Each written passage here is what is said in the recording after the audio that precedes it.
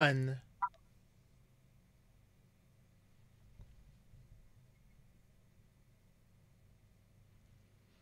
Good evening, Jeopardy fans, and we are live here on hashtag Jeopardy Live Panel presented by thejeopardyfan.com. Once again, and as always, I am Andy Saunders, and I will be moderating this discussion. The All-Star Games ended last week, and with me on hashtag Jeopardy Live Panel this evening, welcome to Colby Burnett. Thanks for joining me, Colby. Thanks for having me, Andy. Well, first up, congratulations on your team's third place finish in the tournament. I'll get to I'm sure it was a surprise for you at the time considering how it all went down, but we'll get to that in a little bit. My first question, actually, how did Team Colby kind of prepare for the tournament?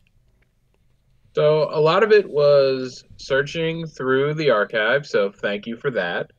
Um, it was mostly determining the other team's strategy. We looked at the sort of how these teams were composed, and we figured, well, they're probably going to put their strongest person on the buzzer for the most amount of time. So you expect Brad and Ken and Alex, Jacob to be playing, single Jeopardy one round and double Jeopardy the next. You expect their weakest player, so to speak, to play one of the single Jeopardy rounds and probably the final Jeopardy that was immediately before that.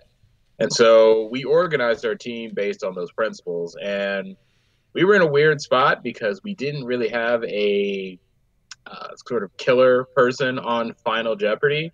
So we mostly just determined, well, who doesn't want to do this? And after we'd gone over it with the team, it's just like, well, I think I'm the fastest on the buzzer, so I should not be playing Final Jeopardy. And then my teammates are like, yeah, about that. Yeah, since there was a bit of a gap in terms of our Final Jeopardy prowess, so I had to play because I was the better person among us, or the best person among us. And then we sort of worked our way backwards from that. So a lot of practice on those kind of questions, a lot of practice on final. We basically, as a group, had proctored something like 150 to 200 Final Jeopardy questions just to see how good we were at that. And individually, a lot of archive searching to see, well, what's come up in tournaments of this magnitude. So we looked at the Battle of the Decades and the Million Dollar Masters, etc., and we figured that this would be a difficulty plus tournament, and we thought our team composition would be very good for that. That was most of our preparation. Now, how much did it seemed like your team was spooked a little bit by the first round, first game. You went up against Alex and Brad and struggled a bit. How much did that whole first round, first game, how much did that affect things going forward?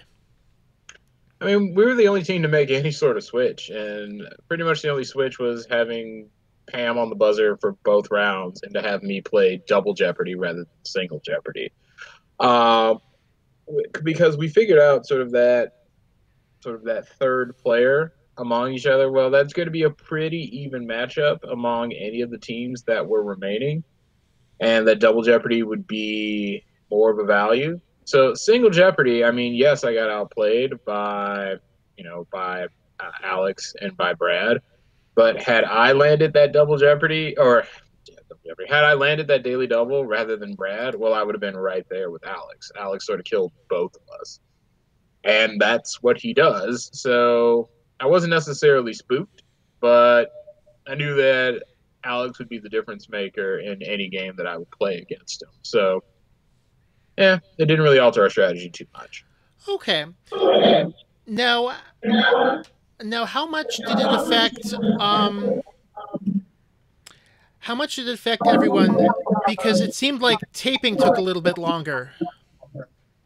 Oh, I mean, the amount of fluff that went into the production. Hold on. The amount of fluff that went into that production, yeah, it was a bit over the top, but we knew that we knew the schedule coming in, and we knew that one of us would be both teams would be secluded for several hours waiting for the outcome of the other match and having no idea whatsoever. I don't think it really altered our gameplay. It just sort of dragged. I mean, we played, those first two rounds effectively took 2 days, and really that's 4 episodes in 2 days when normally it's 10. So it's a bit difficult to parse through, but I think we did okay. And I think a lot of people were upset by that online, the fact that it dragged a little bit. I mean, I knew there was going to be, like I said, that American Ninja Warrior backstory. And the strategy. Well, the strategy is when you know things, you hit the buzzer and you hope for the best for the most part. It's not like, say, even when we were eviscerated by Brad's team, it's not like they're going to take their feet off of the pedal. They're going to buzz in every single time that they know something. The strategy was pretty set for every team, and it was pretty much the same, and that was made well in advance. So I can understand the fans not really getting into that because a lot of our choices were fairly obvious, and we couldn't really go into a significant amount of detail about that. Right. How long did they take to tape? Let's see. So there was an entire day of promos, just flat out. Like, we were in a studio for several hours, and we didn't tape a single question. There was half of a day, sort of, for all the captains make their appearance and they talk about that. There's a bit of banter back and forth, and that took half of the day. The actual matches took the other half of that day. And then once that was settled, I mean, we had one more day to shoot the wild card match and the final. So so it was 3 days, pretty consistent. So that's how that ended up. Okay. Did you think any team might play any sort of a gambit in terms of their lineups? Like maybe put a weaker lineup to maybe psych the other teams out in an early round, or try to avoid Ken or Brad a little more. I mean, well, I tried to. I mean, I tried to avoid Ken and Brad, and look how far that got me. Uh, it's just like, well, you could avoid Ken and Brad to get Larissa and Matt, and pretty much every team has that sort of death lineup. It's just a matter of degree. So most of your gambits are going to be failures. You're going to hope that your sort of more middling players, like, they're still very good, but they're not Ken and Alex and Brad good, Mm-hmm. and they'll hold their own. And you hope that you are able to make a difference in your particular round with your slightly stronger players. And pretty much every team put, there's a ranking of players, and sort of that third player who's still very good, they pretty much always played the first Final Jeopardy and the second Single Jeopardy. And their impact on the game is sort of muted, but still important. Right, because obviously the that third player, if you've gone big on Final Jeopardy and then have missed it, as what happened in the wild card game, that certainly had an effect on things. Oh, it certainly did. And I mean, when I saw that category and I saw that we had Alan up there, and creative writing major, like, this is the wheelhouse, and I know that Alex is going to come out and Hulk smash that round. And so I'm looking at this and I'm seeing the two misses. I'm seeing that I did well. Like, I'm out in front and I see those two big misses and I see the blank that's in front of Alan's podium. And I guess the easiest way to say how I feel is how I felt in that moment. It's Richard Sherman at the end of Super Bowl 49, like watching Russell Wilson like drive down the field. Everything's going great, and then And then the look on my face was very similar to his. So, I mean, every team pretty much did the same thing. Yeah.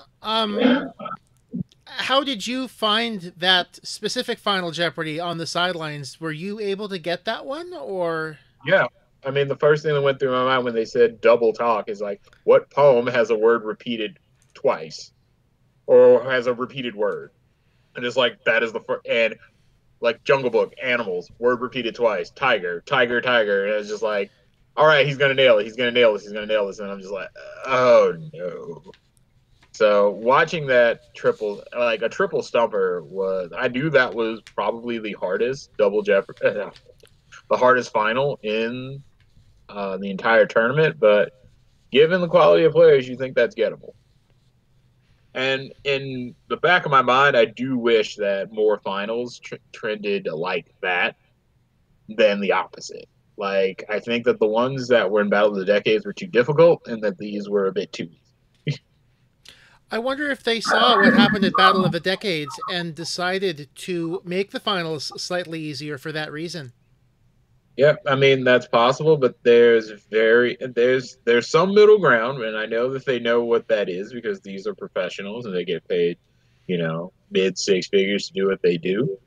And the idea is if with these quality of players, well, the final doesn't matter nearly as much. So if everybody's going to get it, certainly the teams that are assembled near the top, those top teams that have been assembled to handle this, they're all going to get it. Like that Art of War one in the first game is like, okay, we're all sunk. Like I was hoping that for us to have any sort of outside shot, that Ken and Brad's team would get into a gunfight and miss final, and then it's so transparently Sun Tzu that well, okay, well that's the way you want to play it, fine, and so we're not going to be winning this. So speaking of Ken or Brad, how difficult, I'm guessing that even most contestants don't really know what it's like to actually have to play someone like Ken or Brad. So what exactly is it like standing up there, you know, trying to get a judge on the buzzer and they're constantly beating you in?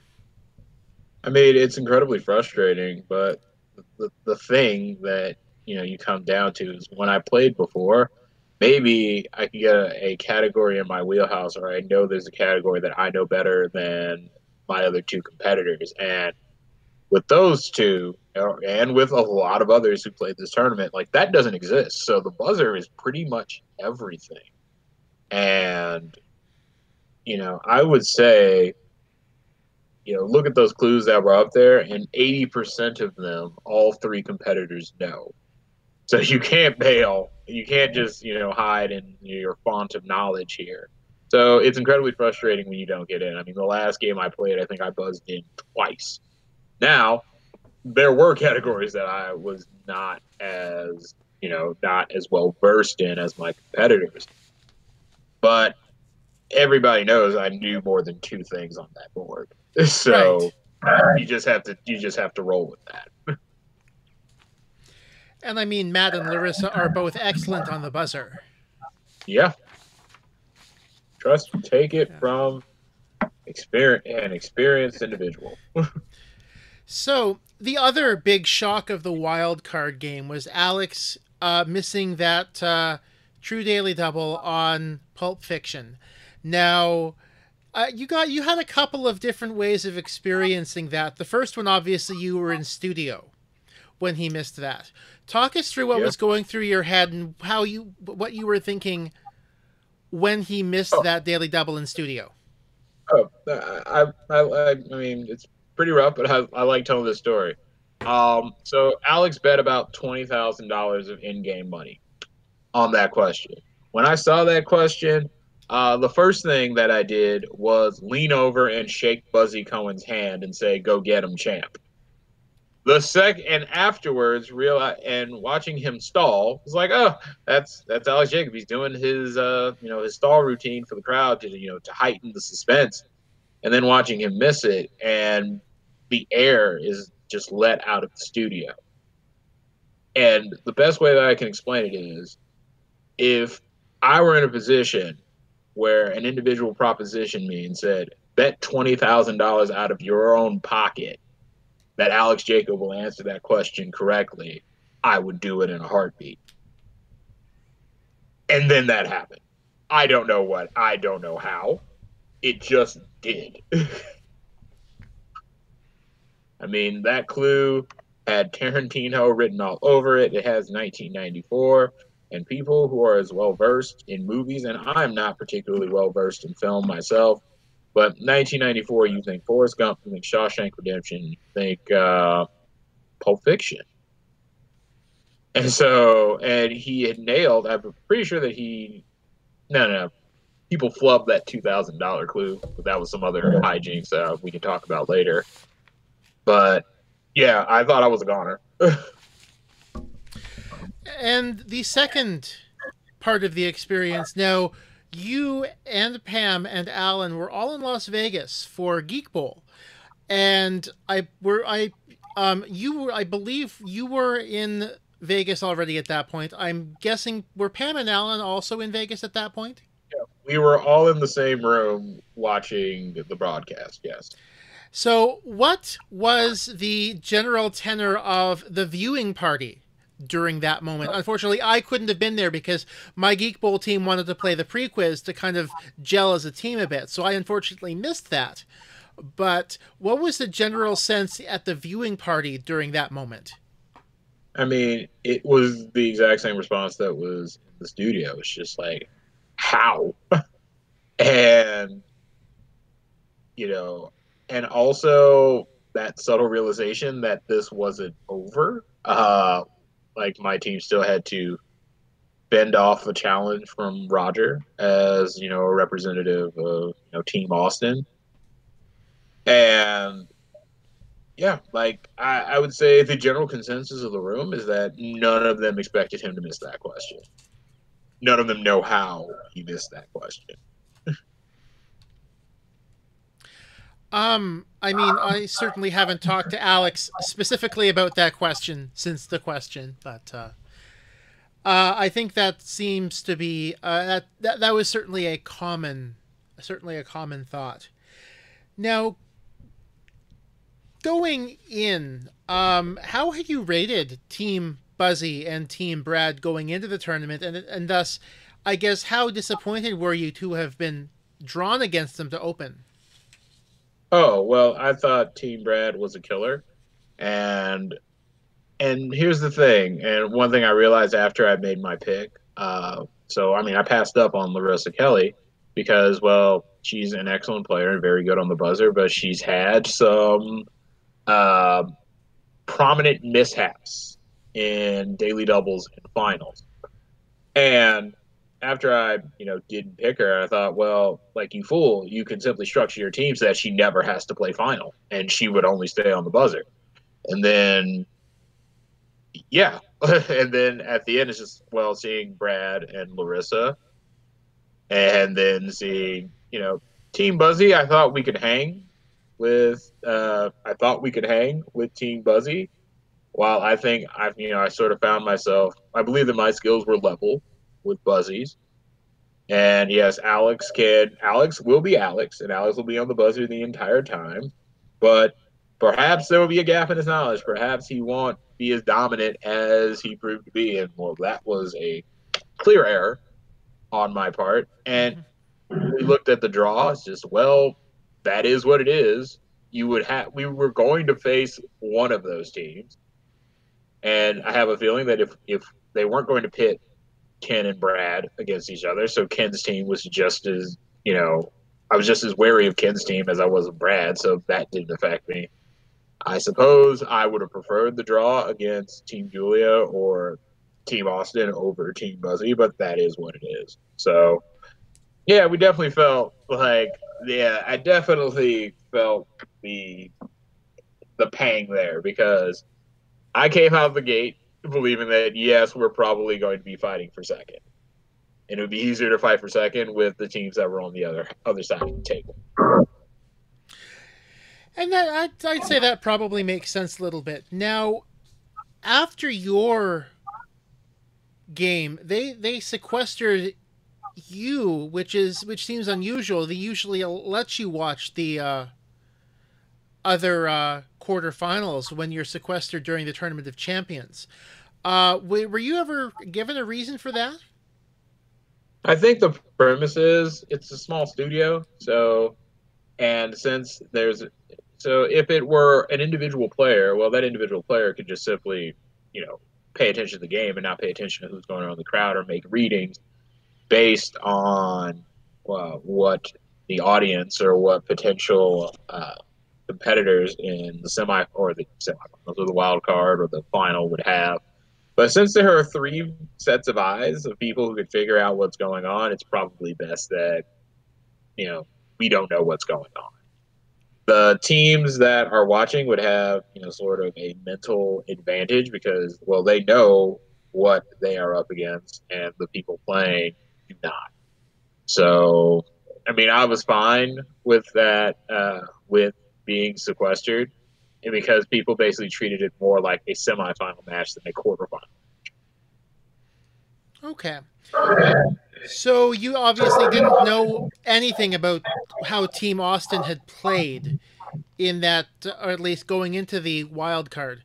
You didn't really have much of an idea as to how things had gone for them then. Oh, not at all. When we got the news, and how when frankly, if any team were to flame out, it should have been Team Austin. And then when they announced that Team Austin made it, I thought, well, that's our ship has sailed.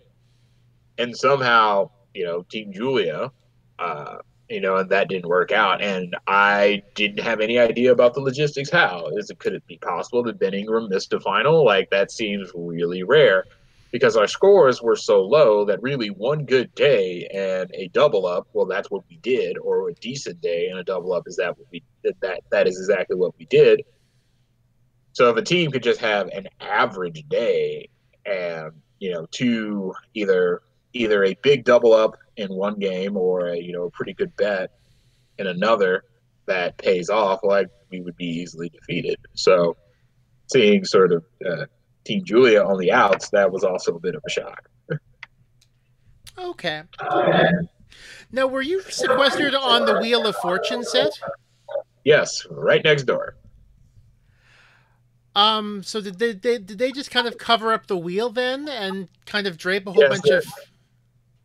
yeah. So they set up a couple of couches, a couple of chairs. They brought in craft services and they covered up the wheel and they shut us off from the outside world. So what had happened was I brought in a set of board games, and so did Ben Ingram.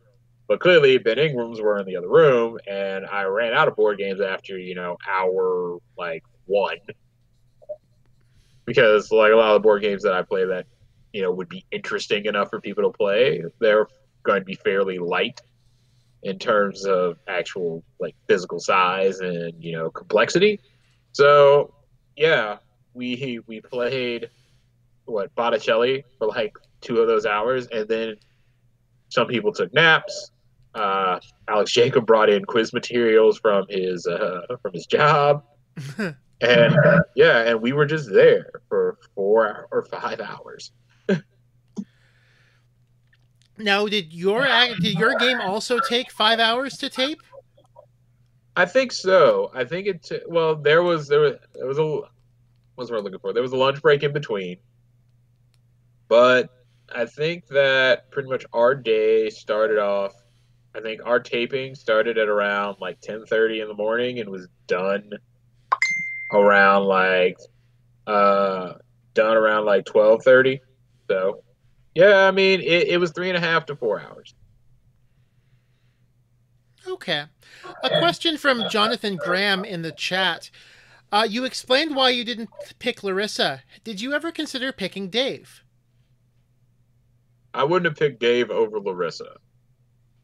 Uh, and I would have picked Dave over Pam. And that part of that was as far as tournament experience, and that stands on its own. And part of people having exceptionally long runs in Jeopardy that I won't necessarily say that it's not as impressive because sometimes you just roll over people who aren't that good.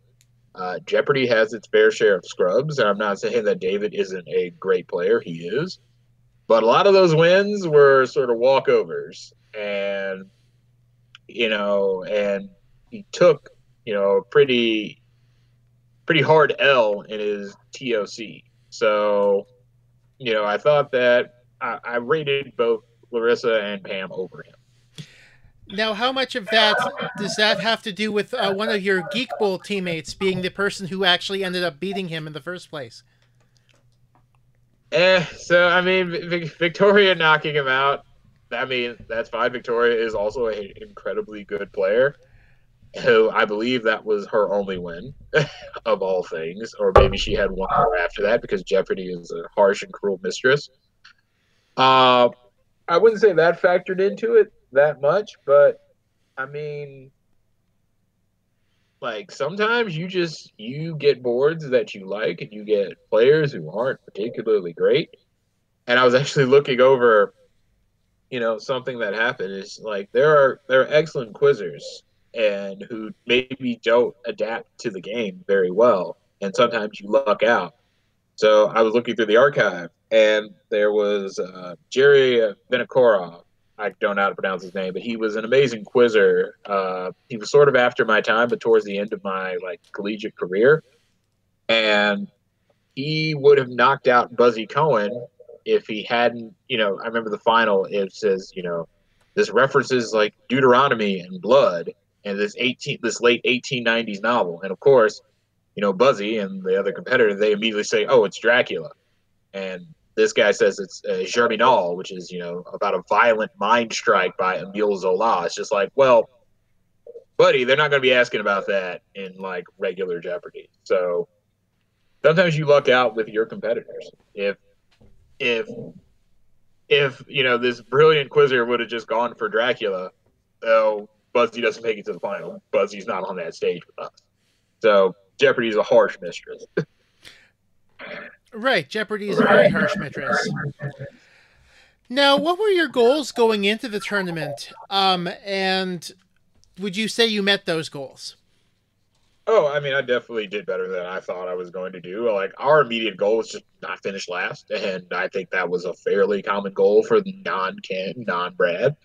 Uh, and we needed a lot of people to sort of play their game and to put us in that position. And once we didn't finish last, well, I was happy with how we did. I think I played well considering the people that I was matched up against. And I think my team, we did the best that we could given the personnel that we had. So, I'm great to be, sort of that also ran with Ken and Brad.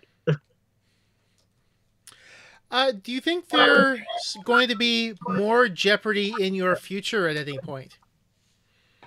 I mean, I'm really holding out. But the premise is like I've reached the semis or final. I've reached the finals in 3 out of 4 tournaments. I've reached the semis in every single tournament that I've been in. And a lot of that has been, well, the first 2 times were very dominant. The last 2 times were definitely by hook or by crook. I think that I'm a memorable contestant. And should they decide to do any more reunions, you hope that Jeopardy is as it is, they'll make it to 40 years. You hope against all hope that Alex will be among them, or Alex will go out on his own terms and choose a worthy successor. And I think that I've done enough to be considered, in sort of that pantheon. And I'm trying to be, say that I'm good, but I'm also going to be humble about it. One of my principal, my boss, asked me like, well, how do you feel that you stand among, the 18 people that were there? It's like, I think I'm in this top half, but like in the bottom of that top half. Maybe I'm 8, maybe I'm 7, but I feel pretty satisfied with how I stand against sort of this all-time list of competitors.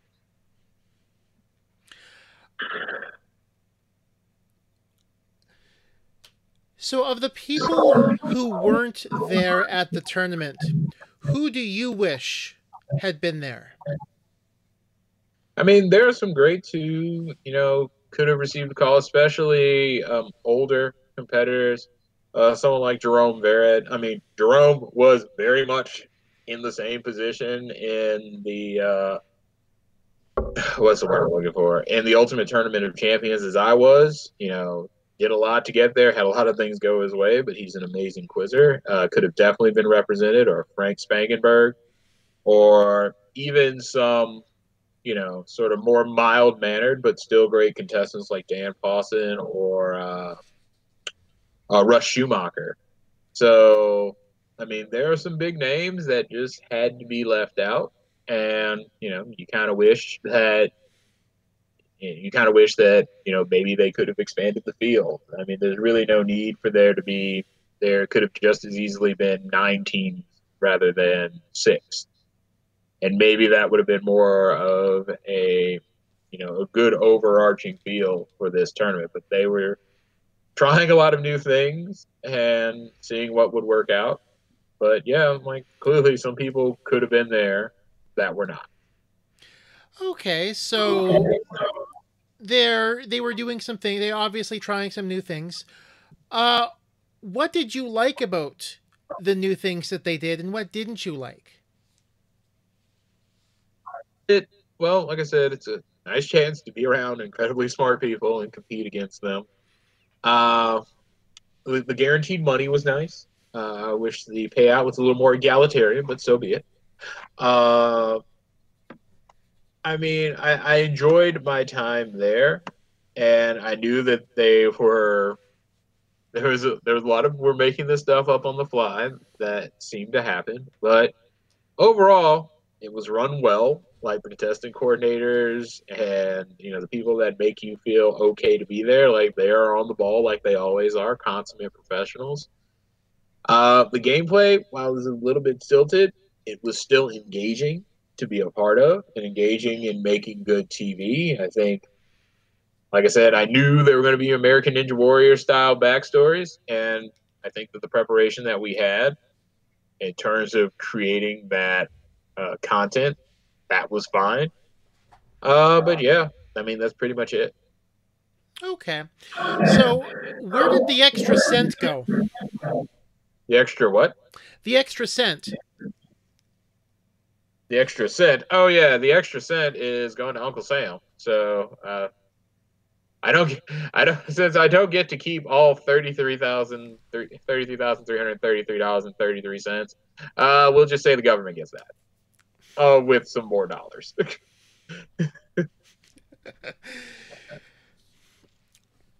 So, is there anything you thought I might bring up tonight but didn't? I don't know. I think when people have asked me, I think you've covered most of the questions that I would expected to be asked, and that others have asked me about the experience. So, I mean, I'm good to go. Okay. Well, thank you so much for joining me tonight on Hashtag Jeopardy Live panel, Colby. Thanks for having me again, Andy. No problem, and hopefully I'll be able to have you on at some point again in the future. Excellent. So, on that note, for myself and for Colby, I am Andy Saunders. Thank you all so much for watching this episode of Hashtag Jeopardy Live Panel. We will see you next time. Have a great night.